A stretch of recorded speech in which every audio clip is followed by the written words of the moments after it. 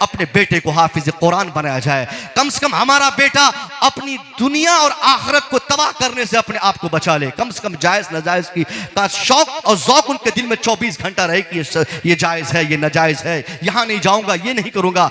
तो ये जिस दरसगाह में ये तरबियत दी जाती है, उसी दरसगाह का नाम मदरसा है, उसी दरसगाह का नाम ज़ियाउल उलूम है। ज़ियाउल उलूम में जो बच्चा कायदे से 2 साल तालीम पाएगा, मैं कह सकता हूँ हमारा बेटा 5 साल इंजीनियरिंग करता है मगर बर्बाद हो जाता है, डॉक्टर बनता है बर्बाद हो जाता है, तबाह हो जाता है, चोरी की लत लग जाती है। आज मुजफ्फरपुर हो, पटना हो, दरभंगा हो और क्या कहते हैं साहब, गोरखपुर हो, कहीं के डॉक्टर को आप देखिए, उनमें चोरी की लत लग जाती है। पेशाब का पैसा, पखाना का पैसा, खून का पैसा, वो जांच का पैसा, 50 तरह के पैसे वो लेते हैं। हालांकि गरीब नहीं है, उनका मकान एक हाफिज कुरान के मकान से बड़ा है, उसका बाप अमीर है, उसके पास फॉर्चुनेट कार है, उनके पास पैसों की फरावानी है, उसका अपना मेडिकल कॉलेज है, उसका एक अपना चैम्बर है जो एयर कंडीशन है, उसमें वो बैठता है। मगर 24 घंटा 50 रुपये की कमाई की चाहत को कंप्लीट करने के लिए वो 1000 की जांच लिख देता है 50 रुपया कमाने के लिए। अगर किसी जांच से उसको 25 रुपया मिलना रहे तब भी वो जांच लिखवा देगा कि जाओ पहले खून जांच करा के आओ। उसको मालूम है कि एक मामूली सी दवाई देंगे तबीयत सही हो जाएगी, मगर उसको ये शौक चल चुका है कि अगर हम ऐसा ही करते रहेंगे तो और गाड़ियां कैसे आएंगी, और मोहल्लात कैसे बनेंगे, जमीन कैसे खरीदूंगा, कैसे करोड़पति कहलाऊंगा, अपने जिले का सबसे अमीर डॉक्टर कैसे बनूंगा। इसलिए गरीबों का खून चूसता है एमबीबीएस डॉक्टर। सब लोग ऐसे नहीं होते मगर अक्सरियत की मैं बात कर रहा हूं। मैं पूछना चाहता हूं, एमबीबीएस की भारी भरकम डिग्री लेने वाला आज चोरी की लत लग जाती, झूठ बोलते थकता नहीं। डॉक्टर इंजीनियर बनने वाला झूठ बोलते थकता नहीं। मगर ये हाफिज कुरान, इनकी तनख्वाह ज्यादा नहीं है मगर कौम की खिदमत का जज्बा तो देखिए। ये न दिन देखते हैं न रात देखते हैं। रात के 12 बजे आप अपनी मस्जिद के इमाम मिसबाही साहब को फोन कीजिए कि हजरत मेरे बच्चे की तबीयत खराब है। मैं दावे से कह सकता हूं रात के 12 बजे ठीक उसी टाइम पे अपने बगल के किसी झोला छाप डॉक्टर को आप फोन लगाइए कि बेटा मेरा बेचैन है, जल्दी से आइए। दोनों एक ही टाइम पे फोन रिसीव करेंगे। एक आपको ये कहते हुए फोन काट देंगे कि अभी मुझे बहुत तेज नींद आ रही है, तुम मेरे घर पे आओ, एक दवाई टेबलेट देंगे, ले जाना खिलाना और सही होगा, फिर उसके बाद मैं सुबह देख लूंगा। मगर हाफिज कुरान को अगर आपने फोन किया, अपने इमाम को आपने फोन किया, रात के अंधेरे में भी फोन रिसीव करके, फोन रखकर, टोपी उठाकर, जूता हो न हो, चप्पल हो न हो, वो सेक्रेटरी साहब के घर की तरफ भागेगा, वो खजांची का घर देखेगा, वो गांव के उस साहब का घर तलाशेगा जिसका बेटा बेचैन है, जिसके घर से फोन आया है। नहीं दवाई है इनके पास तो क्या हुआ, अल्लाह ने जो कुरान पढ़ने की कुव्वत इन्हें दी है, जो हाफिज कुरान ये बने हैं, वही कुरान पाक की आयतें पढ़ के, पानी में दम करके हमारे बच्चे को शांत करने की अपनी पूरी कोशिश करेंगे।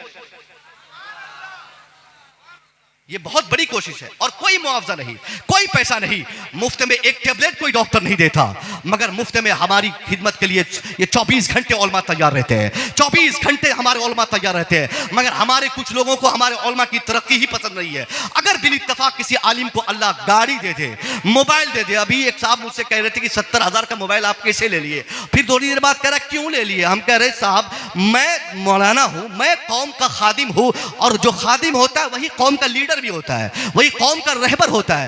तुम अंगूठा छाप, चोरी चपाटी करते, झूठ बोलते, मेंबर में जीत लिए और कहां तुम योजना का पैसा खाकर तुमने 25,000 का मोबाइल जब तुम खरीद सकते हो, तो मैं तो कौम का खादिम और लीडर हूं।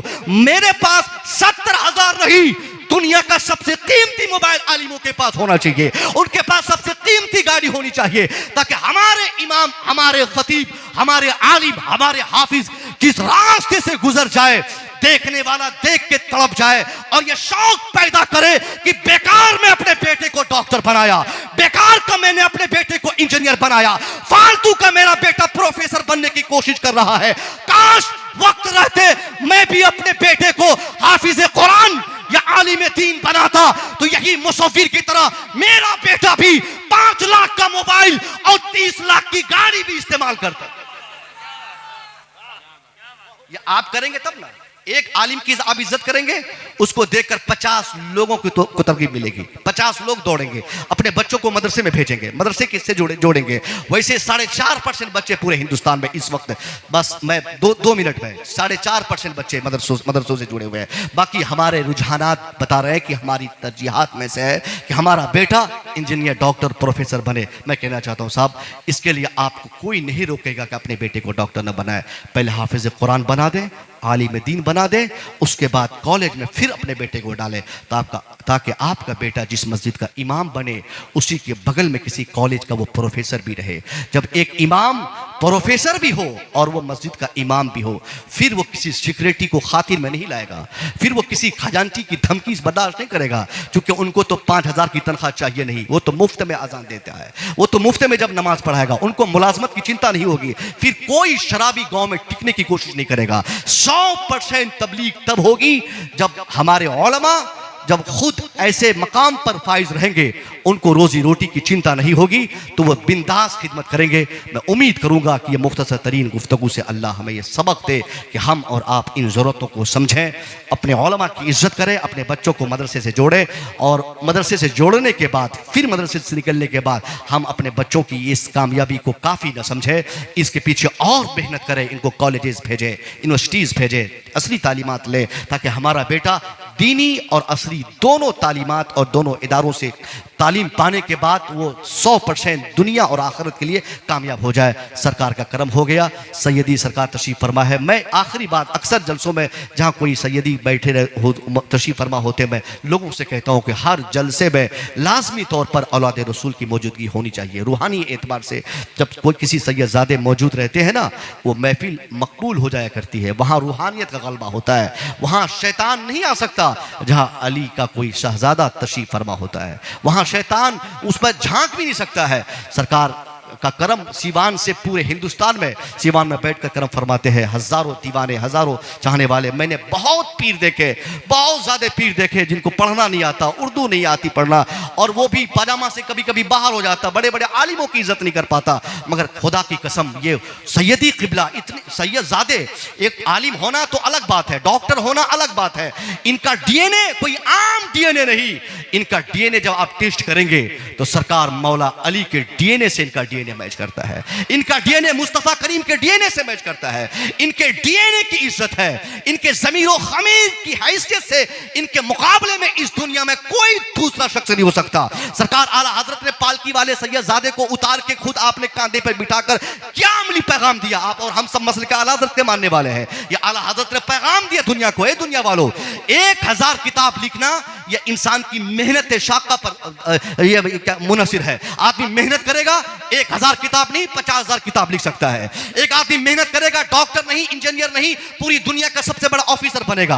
क्योंकि जिन चीजों का ताल्लुक मेहनत से है, वो आदमी मेहनत करके मुफ्ती आजम बन जाए, आदमी मेहनत करके मुहद्दिस आजम बन जाए, आदमी मेहनत करके हाफिज कुरान बन जाए, आदमी मेहनत करके ISO IPS बन जाए। मगर पूरी दुनिया भी मेहनत कर, पूरी दुनिया मिलके भी अगर मेहनत करे और ये कोशिश करे कि मैं एक सैयदजादे पैदा कर दूं, ऐसा नहीं हो सकता है। हम आलिम बना सकते हैं, हम अपने बच्चों को मुफ्ती बना सकते हैं, हमारा बेटा मुहद्दिस बन सकता है, मगर सैयद नहीं हो सकता। सैयद वही होंगे जिस पर अल्लाह का खुसूसी एहसान और करम होगा। इसलिए सरकार आला हजरत ने बता दिया कि एक आदमी मुबारक तब होता है जब उनके हाथ में 1000 किताब की तसनीफात के इनामात के साथ साथ सैयदजादे का एहतराम भी उनके हाथ में रहे। कोई पीर हो ही नहीं सकता जिससे कोई औलाद रसूल नाराज हो जाए। मैं दुआ करूंगा मौला तबारक व तआला हमको आपको कभी ये सब रास्ते पर चलने की तौफीक न दे जहाँ से किसी औलाद रसूल को हमारी ज़ात से कभी नाराज़गी हो। हम कोशिश करें अपनी मेहनत से, मोहब्बत से हमेशा औलाद रसूल को खुश रखें, और इनकी मुस्कुराहट में ही अल्लाह की मुकम्मल जन्नत रखी हुई है। अस्तगफिरुल्लाह रब्बी मिन कुल्लि ज़ंबि व अतूबु इलैह। अस्सलामु अलैकुम।